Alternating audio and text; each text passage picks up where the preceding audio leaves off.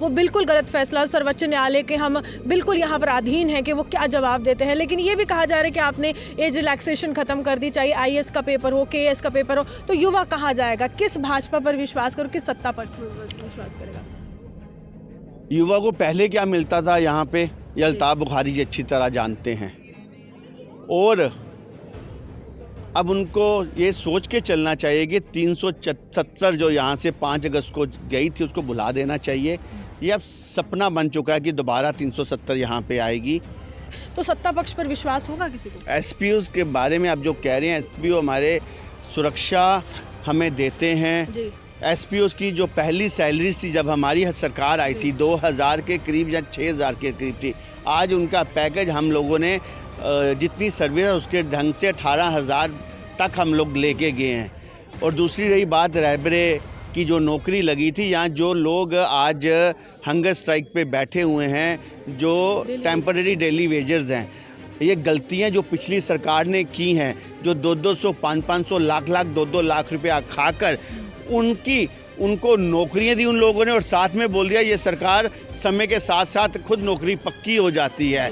ये वो लोग हैं जिन्होंने पैसे भी दिए, या तो जिन्होंने ये जो हमारे पिछले मंत्री थे पिछली सरकारों में, उन्होंने उनसे अपने घरों में काम करवाया। ये वो लोग हैं। पर ठीक है, गलती सुधारेंगे इसे? गलती मैं वही कह रहा हूँ, जो गलतियाँ पिछली सरकारों ने की, इन लोगों को बेवकूफ़ बनाया, हम लोग समय आने पे उसको ज़रूर सुधारेंगे। इसकी बात हमारी जो हाई कमांड है यहाँ की LG के साथ कर रही है। और हम अपनी पार्टी के अध्यक्ष कल प्रेस वार्ता का आयोजन करते हैं और केंद्र सरकार पर कड़े सवाल उठाते, निशाना साधते हैं और पूछते हैं सरकार कहाँ है और विकास कहाँ। और अहम एक प्रश्न ये भी पूछते हैं कि दिल्ली से एक टीम गठित होनी चाहिए और केंद्र सरकार ज़मीनी हकीकत जम्मू कश्मीर की जाने। हमारे साथ युद्धवीर सेठी जी हैं, इनसे जानने की कोशिश करेंगे कि बहुत से सवाल केंद्र सरकार पर उठाए गए हैं और जवाब क्या देते हैं। सबसे पहला सवाल ये है कि आखिरकार 4G से डरते क्यों हैं? और ऑनलाइन स्टडी की आप लोग बात करते हैं, लेकिन 4G से डरते क्यों हैं? सिक्योरिटी जो एजेंसीज है उनका मसला है। हम तो चाहते हैं आज ही आए और अभी आ जाए, लेकिन उपराज्यपाल ने कहीं ना कहीं हामी भर दी है कि जल्द आएंगे, फिर भी सवाल आप पर उठाए जाते हैं। सिक्योरिटी एजेंसीज है, Bharatiya Janata party security agency का पार्ट नहीं है।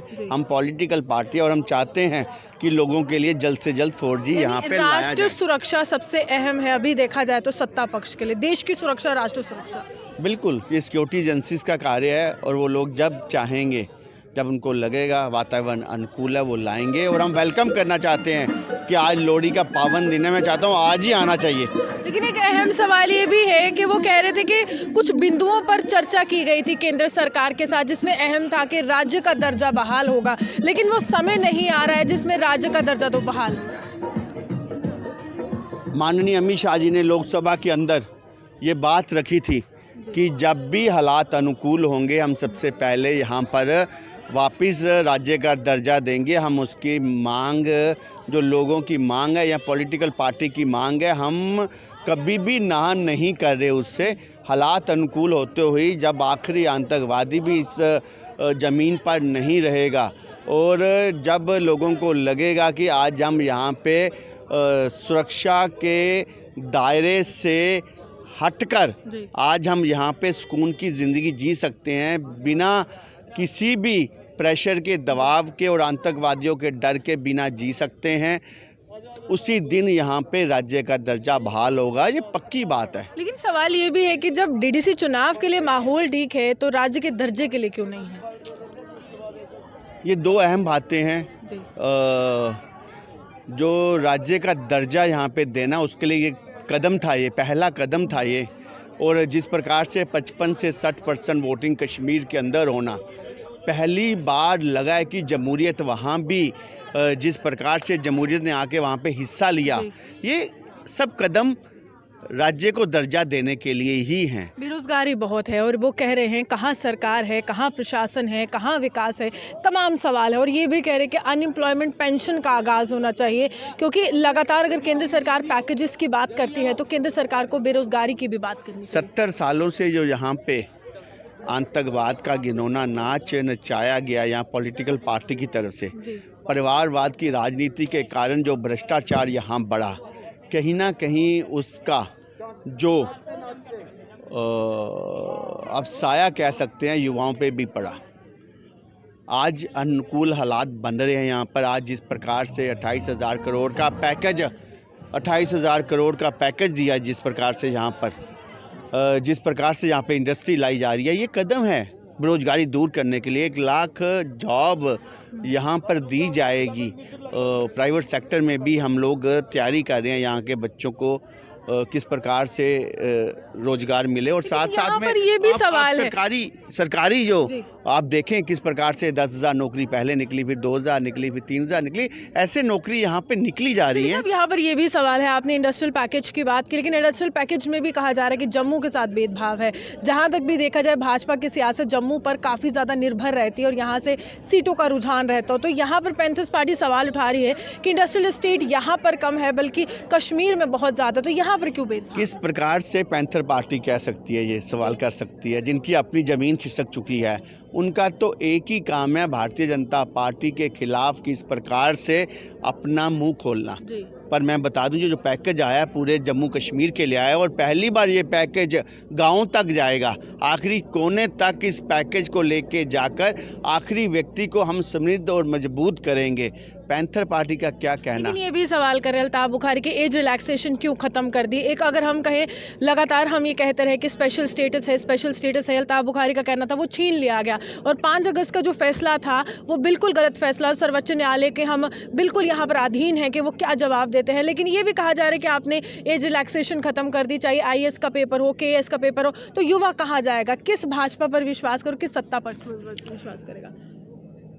युवा को पहले क्या मिलता था यहाँ पे, ये अल्ताफ बुखारी जी अच्छी तरह जानते हैं।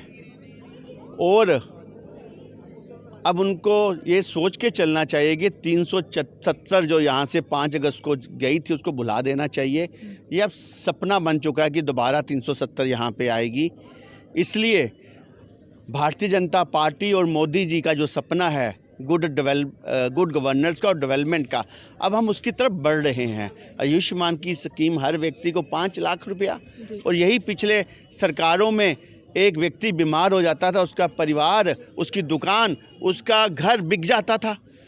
आज जिस प्रकार से नौकरी के आवेदन लोग कर रहे हैं और जिस प्रकार से आज सिर्फ टेस्ट देकर ना वाइवा रहा ना इंटरव्यू रहा, जिसके अंदर ये हेरा फेरी करके किसी न किसी व्यक्ति को, अपने भाई बंधु को फ़ायदा दिलाते वो बंद कर दिया। आज हम लोग सचमुच में गुड गवर्नर की तरफ बढ़ रहे हैं। कल बैम्बू का कितना बड़ा MOU साइन हुआ, डॉक्टर जितेंद्र सिंह जी ने किया।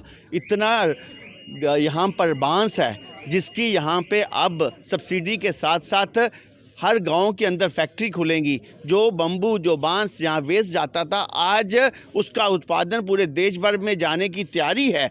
ये क्या है? ये आवेदन की बात कर रहे हैं, लेकिन SPOs का मसला ले लीजिए, काम जम्मू कश्मीर पुलिस की तरफ करते हैं और उन्हीं की तरह करते हैं, डटे रहते हैं, लेकिन नौकरी करते हैं, सरकारी नौकरी भी है, लेकिन उस तरह से उनके लिए प्रावधान नहीं है। होम गार्ड्स काफ़ी ज़्यादा मुश्किलों में है, डेली वेजेस मुश्किलों में है, रेबरे खेल के तमाम लोग मुश्किल में है। और जहाँ तक भी देखा जाए सरकारी विभाग सरकार के द्वारा चलाया जाता है, जब उनके मुलाजिम ही कुछ नहीं होंगे सत्ता पक्ष से, तो सत्ता पक्ष पर विश्वास होगा किसी को? SPOs के बारे में आप जो कह रहे हैं, SPO हमारे सुरक्षा हमें देते हैं। SPOs की जो पहली सैलरीज थी जब हमारी सरकार आई थी 2,000 के करीब या 6,000 के करीब थी। आज उनका पैकेज हम लोगों ने जितनी सर्विस है उसके ढंग से 18,000 तक हम लोग लेके गए हैं। और दूसरी रही बात रेबरे की जो नौकरी लगी थी, यहाँ जो लोग आज हंगर स्ट्राइक पे बैठे हुए हैं, जो टेम्पररी डेली वेजर्स हैं, ये गलतियां जो पिछली सरकार ने की हैं, जो 200, 500, लाख 2 लाख रुपया खाकर उनको नौकरियां दी उन लोगों ने, और साथ में बोल दिया ये सरकार समय के साथ साथ खुद नौकरी पक्की हो जाती है। ये वो लोग हैं जिन्होंने पैसे भी दिए, या तो जिन्होंने ये जो हमारे पिछले मंत्री थे पिछली सरकारों में, उन्होंने उनसे अपने घरों में काम करवाया। ये वो लोग हैं। पर ठीक है, गलती सुधारेंगे इसे। गलती मैं वही कह रहा हूँ, जो गलतियाँ पिछली सरकारों ने की, इन लोगों को बेवकूफ़ बनाया, हम लोग समय आने पे उसको ज़रूर सुधारेंगे। इसकी बात हमारी जो हाई कमांड है यहाँ की एलजी के साथ कर रही है और हम भी इनके साथ खड़े हैं। बिल्कुल वैसे ही रहेंगे जैसे डीडीसी चुनाव में आप सिंगल लार्जेस्ट पार्टी बनकर उभरे।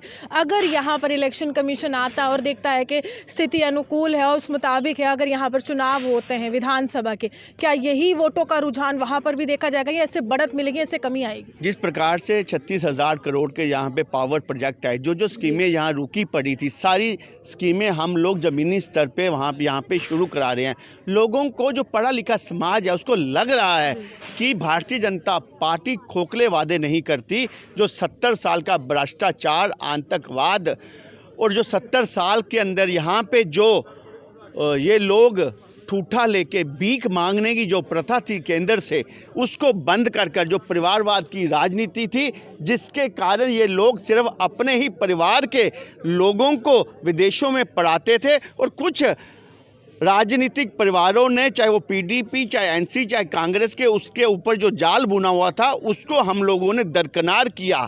और अगर बुखारी जी कहते हैं यहाँ पर राज्य का दर्जा मिलना चाहिए और सरपंच, पंच और बीडीसी और डीडीसी के चुनाव भी उसकी तरफ एक रास्ता है। 70 सालों तक इन्होंने लोकतंत्र का गला घोंटा। यहाँ पर पहली बार हमारी सरकार संकेत माने, बिल्कुल हमारी सरकार जो है एक एक करके लोकतंत्र को मजबूत कर रही है।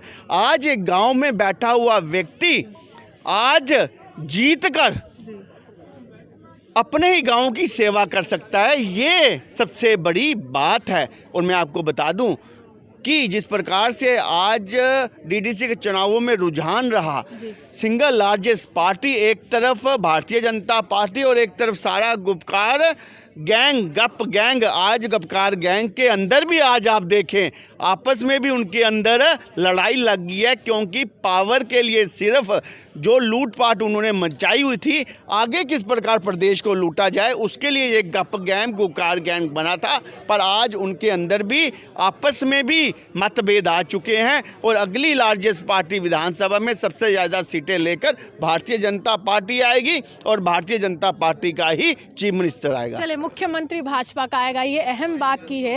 हालांकि देखना होगा, लगातार जो है जिस यहाँ से चुनावी प्रक्रिया पर यहाँ पर कहा जा रहा था कि सेंध से लगाई जाती पिछले 70 सालों में, अब वो चुनावी प्रक्रिया शुरू हो चुकी है।